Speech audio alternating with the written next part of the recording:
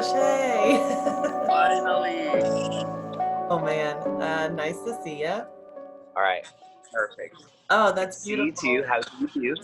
How do you do? Yeah. Um, say your first name. So my Bosnian first name is Amer. Amer is how you say that. Amer. Okay, gotcha. Uh-huh. But everybody calls me Sunshine. Why the nickname Sunshine? Oh, so I was a rugby player in college. I went to UCSD down in La Jolla. I started playing rugby, and there was another guy, a Turkish guy there, and his name was Omer, like Omer. Yeah. And then my name is but everybody called me Amir because when I moved to the US, Amer is too difficult for people to say. So everybody switched my name to Amir and I kind of adopted it. I just became Amir. And then because it was so close, the coach wanted to decipher us and he saw my happy ass with my long hair, trotting around there. And he's like, Sunshine, get your ass over here. And then it just caught on with the rugby guys because everybody has a nickname. Every single guy on the team gets a nickname. That's fair. That's fair. So were you born in Bosnia? Yeah, I was born and raised there. I moved out of Bosnia when I was 10, 11 years old or so. Okay. That's when I moved out. But I spent my childhood there from 1988. I was born July 9th, 1988. And then we moved out, I think it was end of 97 or 98 or something like that. Okay. I forget the date, one of those, 97 or 98. We moved to Salt Lake City from Bosnia, but I was there during my first 10 years, which is a really important developmental part Right. of your life. So I've gotten kind of indoctrinated with the culture and a lot of the things about being Bosnian. I'm a very proud Bosnian guy. I've got, flags in my room and all this other stuff. So, Okay. So yeah, and I was there for all the the really good parts of my childhood, which was the happy fun times when me and the neighborhood kids just run around all day, come in for a sandwich and go run around some more. And then I was there for the really bad stuff too, when we were getting sniped for the mountains and kids were getting picked off and getting sniped in the head right in front of me as we were playing volleyball and hiding and not having food.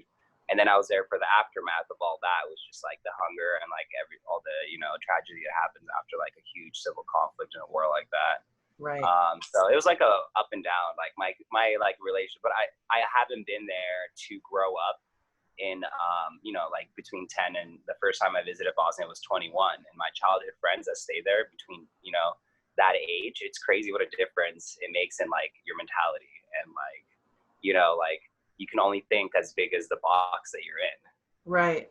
So I guess expand upon that. What are the differences that you can see when you were over there? So when I visited my first time, I think I was 21. I went with my mom, my little sister, and there was a couple guys that, I grew up with there. We were young little runs, going around starting fires and stuff and playing on the train tracks and going to the gypsy part of town where we have gypsies that everybody's are really bad. We go hang out with them and do all the kids that so we connected as kids because we get in trouble together. And I contacted them, and one of the guys there, Arnell, he was one of my good friends when I was young. And then when I came back, when we started hanging out, it was boom boom, we never really left. We started drinking beer because now I was drinking at that time because I was 21 and it was legal. I'm just kidding. You can buy beer in Bosnia when you're 9 years old. Nobody gives a shit. That's amazing. You could be in a stroller walking up, be give me a beer. He's sure, go ahead. It's probably for your dad. But when I came back and I hung out with him and stuff, he was a lot more advanced in his worldviews because he had the opportunity to travel within Europe and to go to different countries, and he dated girls from different countries. So he had a more a more worldview. But the people that are there, it's the country is filthy because the people that are there, the young people and the old people, they would literally finish a Coke can and just throw it on the street or in a river, in this beautiful river where their children swim every day because to them they're oh, it's not my problem. They don't it's those kinds of things. That's not something that you really see a lot here in California or other places where people have gotten a chance to expand themselves and go out there and meet people from different cultures and see different parts of the world and see what filth can do in the long run. Right.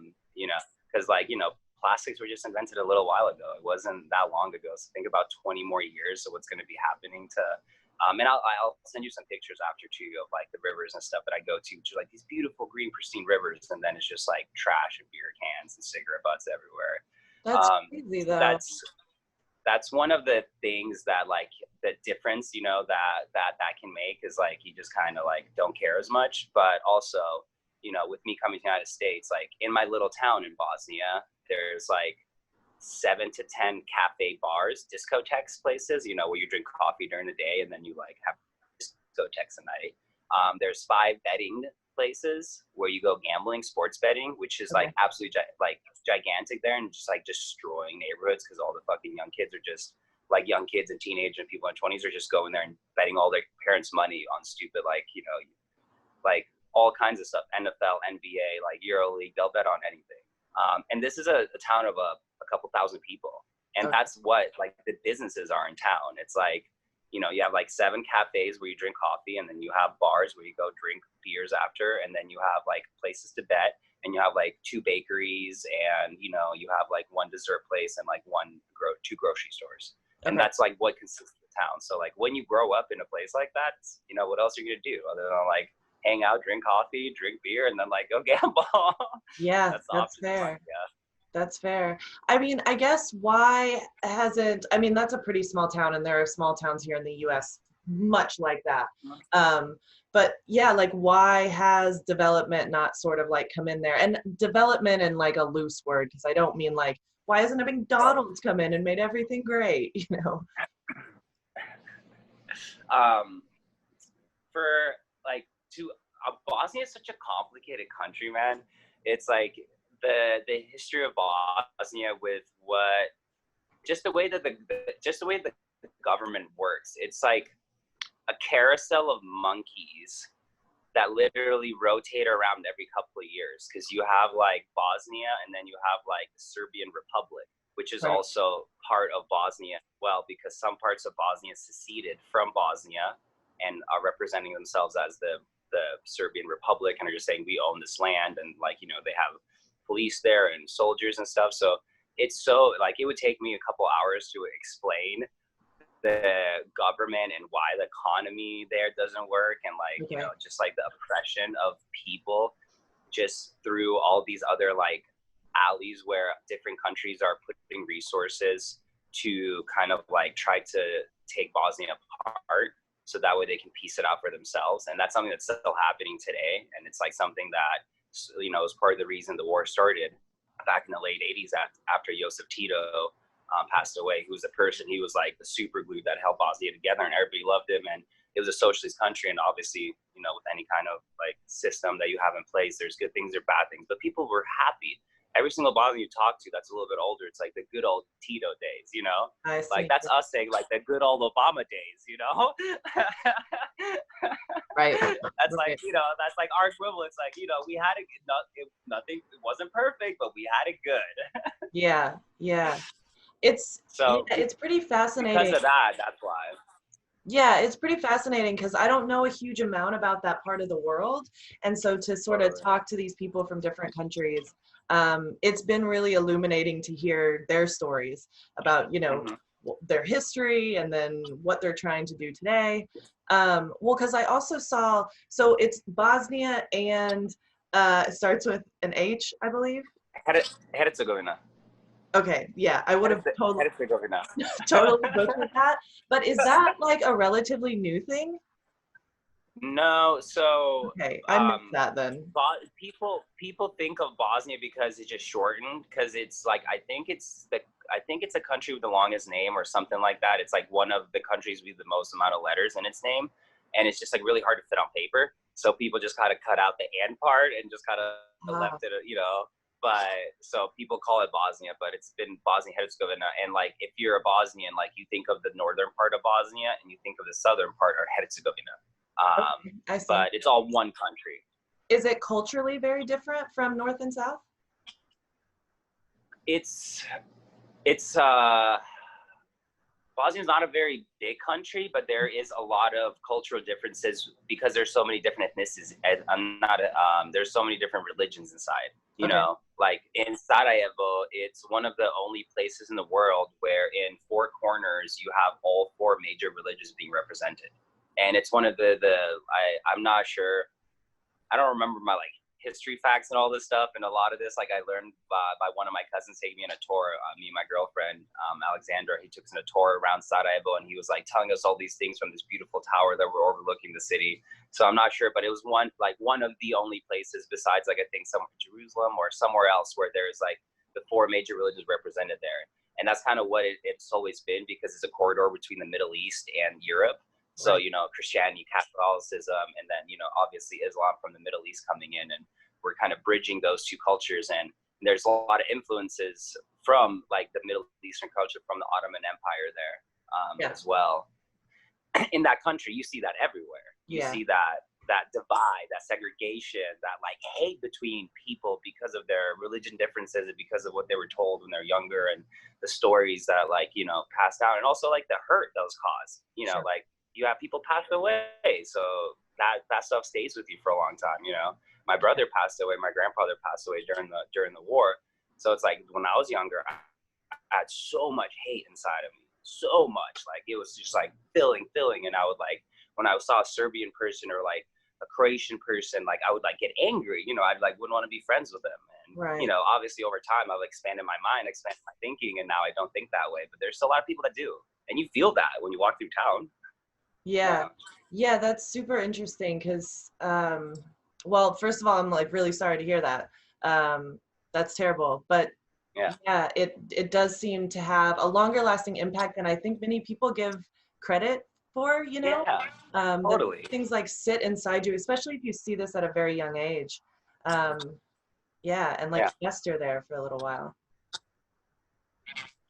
Yeah. I mean, just think about, you know, like I felt that hurt, and I'm only one generation, you know, like I'm the generation that felt the hurt. But just think about what's happening in like United States right now with like the like social rights movements and equal rights movement, Black Lives Matter movements. Like these people have been feeling this pain for generations, you know, like generations they've been feeling this pain, and nobody's like come up and like made their pain okay and acknowledged it until right now. Like people are acknowledging the pain, and we were gonna like heal the pain as like a world, but like that's generations of hate being transferred down the line, you know. So it's like I get it why people are blowing up. You know, I get it why my friends like in Bosnia like have that hate inside of them. You know, it's not something that I do, but I get it. You know, because of the hurt. Right. So just to switch gears, but I think it like aligns pretty well, is what's one stereotype of a Bosnian that you would like to combat? All right. So like a lot of people, because there is quite a bit of Bosnia in the States, but we kind of are in pockets for the most part. Like there's a huge population in Chicago. There's a huge population in St. Louis. It's like, I think over like 150,000 families or something like that. There's like a little Bosnia section. We have like little Bosnian stores and little cafes and like local cuisine. Like whenever I ask somebody if they met a Bosnian person, there isn't a lot of opportunities to meet Bosnian people in the United States. But anytime I ask them, like, they're like, oh my God, you're Bosnian, you know? And I'm like, yeah, have you met any Bosnians? They're like, yeah. And I'm like, crazy, right? They're like, oh my God. And then it follows up with a story of just like ridiculousness. Like we tend to be a little overconfident. We tend to be like a little bit loud, a little bit aggressive. And I would say that sometimes just from like my friend group and the Bosnian guys that I know and the stories I heard, is just, you know, we don't always know our audience for when to be loud and obtrusive and stuff. And that's what causes problems. So I would just say it would be like that thing of just like being like super like loud and kind of like risk takers, and just like a little like, you know, one of those people you're like, man, that guy's got a screw loose up there for sure. That's really funny. Having not met a Bosnian, or maybe I have and they just haven't told me, right, if I was in the US, I didn't have any sort of preconceived notions going into this. So that's actually really interesting. Which sort of brings me to like, if we were together in Bosnia, like what would we do? What's one thing that we would definitely have to do in Bosnia? So if like, I'll give you two scenarios, like an everyday day thing, like, you know, every day, like lackadaisical life. And then like, if you were coming to Bosnia and like the one place that I would take you for sure, if we have like 2 days, like one place, how about that? So give you like, you know, two different sides of it. If it's like a lackadaisical thing, like an everyday thing, we would have some meats and cheeses. We would have like prosciutto, different kinds of cheeses. You got your cheeses and meats? That's my girl. Yeah. So we have we have our own kind of prosciutto that every single person that's ever tried United States has absolutely fell in love with it. And usually like a person will buy a cow, they'll get the cow cut, they'll take hold like the back cuts of it, cut them up into like 1.5 to 2 inch pieces and like very long, like 12 to 14 inches long. Okay. Stirring them up and then smoke them for like 30 days plus while it's like cold outside and snowing. And you want like the smoke inside, because like it's like the perfect, like the cold outside and the smoke inside. And it creates this like beautiful smoked meat that has like so much flavor.